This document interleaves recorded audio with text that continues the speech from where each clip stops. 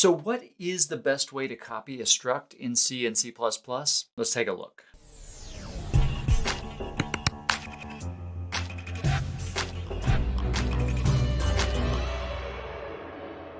Welcome back, everybody. Today's topic is structs, pretty basic. We're just looking at a super simple topic, which is how do we copy one struct to another and what's the best way to do it? Because there are a few different options. And of course, I mentioned the best way. You know I don't like to deal in absolutes, so maybe we won't come up with one best way. But hopefully at the end of this video, you will have information that will help you make more educated decisions in your programs.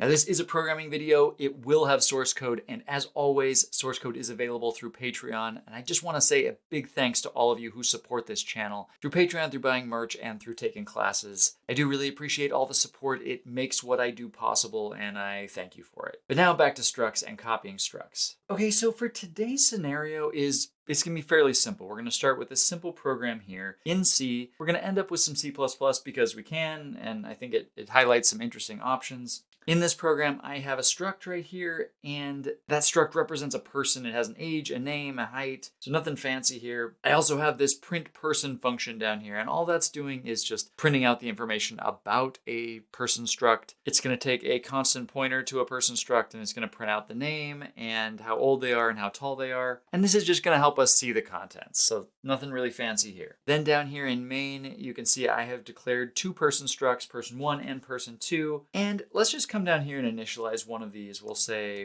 person1.age. We'll make this person's 35. And let's use string and copy to give the person a name. Let's give her name. Her name can be Claire. And the size of, we'll just copy over the size of person name. So this is the upper bound, the most we will copy. And in this case, we won't need all of that, but it's a good habit to get into to use string and copy rather than string copy. Also, let's set person1's height to be, let's say, 5.3 feet. Seems reasonable. So now the question we want to look at is, let's say that I want to copy all the contents of person1 into person2. And there's a couple reasons that we want to do that. One is maybe we just actually want to make a copy of this data somewhere. Another reason is that we might often want to copy most everything, except for a couple of things that we want to be different. So for example, maybe person2 is person1's identical twin, Maria, who has the same age and height as Claire, and we just want to change the name. But everything else we want to be the same. Also, I want you to note that copying is different from creating an alias, basically using a pointer to the struct, which is also useful in different situations and which is probably a good topic for another video. But the point in this video is that our goal is to create two copies, so two separate objects, two different structures that just happen to contain the same values. And you can usually spot brand new programmers when it comes to copying structs because they typically copy structs like this. They're going to start going, how about person2.age equals person1.age and person2.height equals person1.height. And then we're going to use memcopy this time because we know our name is a fixed size and I don't have to worry about the length. So we'll say person2.name, person1.name. So we're copying from person1 to person2 and the size of person1.name. This is just another way to copy. We could have used string and copy again. Doesn't really matter. But the point is that new programmers usually are going through the struct element by element and copying them over one by one. So of course, we copied the age, we copied the height, we copied the name. And now there's nothing inherently wrong about this approach. It works great. It gets the job done. Just to see this, that it's actually happening, let's take a quick moment to compile our program. And you notice there is a CPP example down here. We'll get to that in a minute. But for right now, let's just run our C example, which is this example program. And you can see we get two copies. We get Claire, 35 years old and 5.3 feet tall, and another basically identical struct.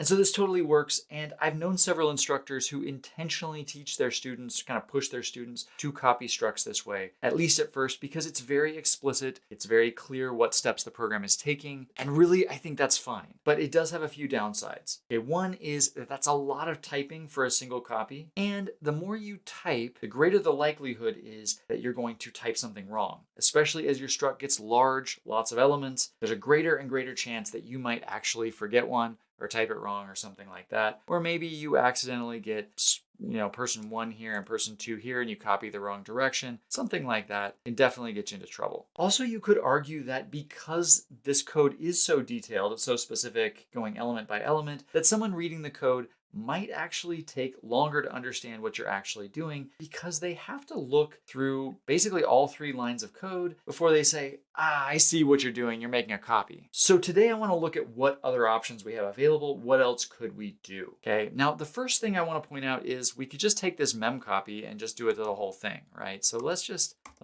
comment this out. And let's just say we want to use memcopy here. And rather than just copying the name, why don't we just say, let's copy from person 1 to person 2. Memcopy requires an address. So I'm going to pass in the address of person 1, address of person 2. And what I'm saying here is that I want to copy everything in person 1, all the memory starting at the beginning of person 1, and I'm going to copy it over into person 2. So this just copies the whole struct. And for those of you that aren't familiar with memcopy, it's one of those building blocks that you really need to be familiar with, but it's really simple. All it's doing is it's saying, start at this address, basically person 1. So you have a source address, start here, and copy this many bytes from this source, that is person 1, over to person 2. Okay, so at this point, this is it. We're basically done. Let's just take a look. We'll compile. Oh, forgot to save.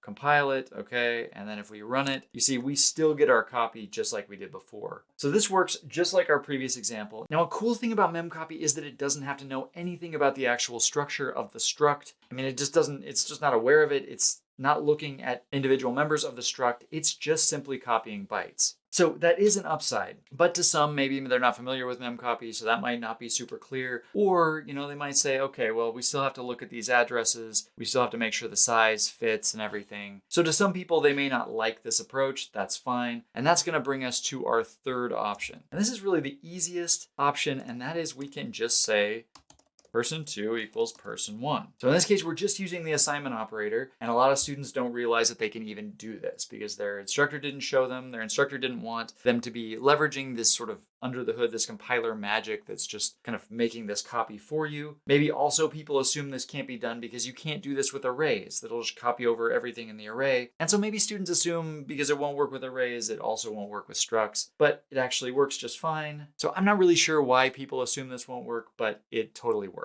And so just to make sure, let's just double check. Hate to say it works and have it not work, but it does. It totally works. We get exactly the same output. Now this approach is really nice. It's the shortest of the 3. We like less typing, so that's good. It also makes a programmer's intent more clear. I'm clearly copying one person to another. But is it clearer than the others? Maybe. So if you can keep all of the different types in your program straight in your head, then I do think this is the clearest of the 3. As long as you remember that person 1 and person 2 are structs, then I think this is probably the best way to do it because you'll understand that the assignment operator with structs is just going to do an element by element copy. On the other hand, as I get into more complicated code and more complicated project, if there's any chance that I've forgotten whether person 1 and person 2 are structs or pointers to structs, which are also really common, well, then I'm not sure it's necessarily better because if I'm assigning 2 pointers, that's going to have a dramatically different effect on my program than assigning 2 structs. One is copying, well, the other's still copying, but it's copying addresses. So I guess in that case, memcopy does make things a little more clear. The memcopy option here, it has the advantage of making it really clear that we're dealing with pointers because memcopy always takes pointers. So I guess that is one slight advantage of the memcopy approach if you're working with programmers who are familiar with memcopy. But I guess the point is, I don't think this is one of those cases where you have to do it one way or the other. All 3 of these approaches are going to work. The right one may depend on your team, their experience,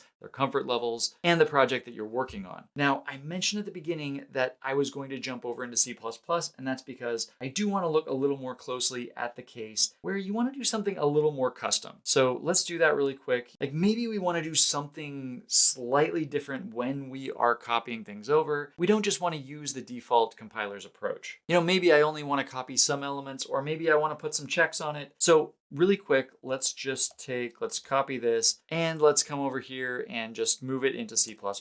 So now I'm over in example 2.cpp and we're looking down here. We're still looking at our assignment version. Just make sure that things compile. It does. Example 2.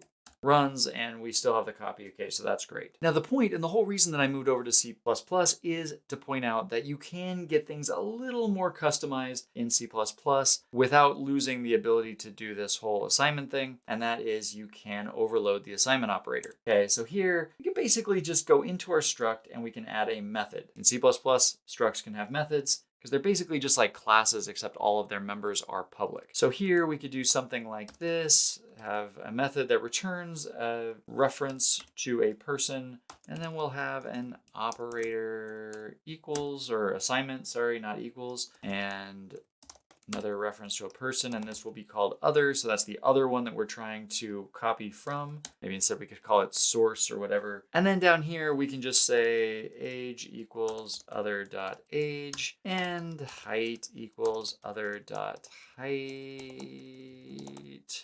But let's say that we don't want to copy names over because we want everyone to have a unique name, or at least we want to have to explicitly set it. So maybe here what I could do is instead do string and copy name, and then we're going to put no name in here so that it just like when you copy, it copies everything else except the name. And let's go, and we'll just copy over no name, whatever. There are probably cleaner ways to do this. Not probably, there are definitely cleaner ways to do this, but I'm in a hurry.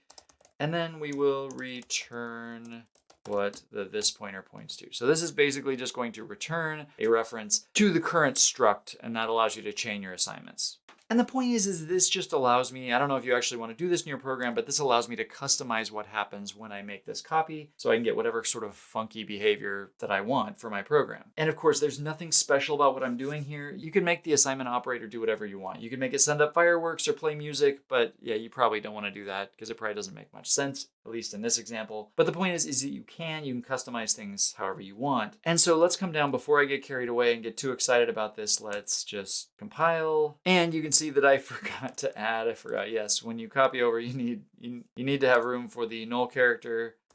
Thank you, compiler, for helping me out there. Okay, so now that we've compiled it, now we can just run it. And you can see that we copied everything except the name, and so we get this no name in here. And so this allowed us to customize things the way that we wanted. So you can see that this works and it gives us some additional flexibility. Now, there's always a bit of tension when we talk about overloading operators, and that is, on one hand, the ability to customize things is really cool. On the other hand, while we get flexibility, we also lose some clarity. Because now, if we come down here, someone coming along and reading they're less familiar with my code, they don't know that I've overloaded this operator, they don't know what customizations I've made, they're going to look at this and they're not going to have any idea what my code does. Because assignment of one struct to another, it has standard default behavior, which is just a copy. And so how are they to know that I've changed it unless they notice it in another place in the code, unless they dig through and read all my code? So this is one downside of overloading operators. I just want to point that out in case you're in a phase where you're getting really excited about that. It's not a bad thing necessarily, but in this case where there is a default behavior, this obscures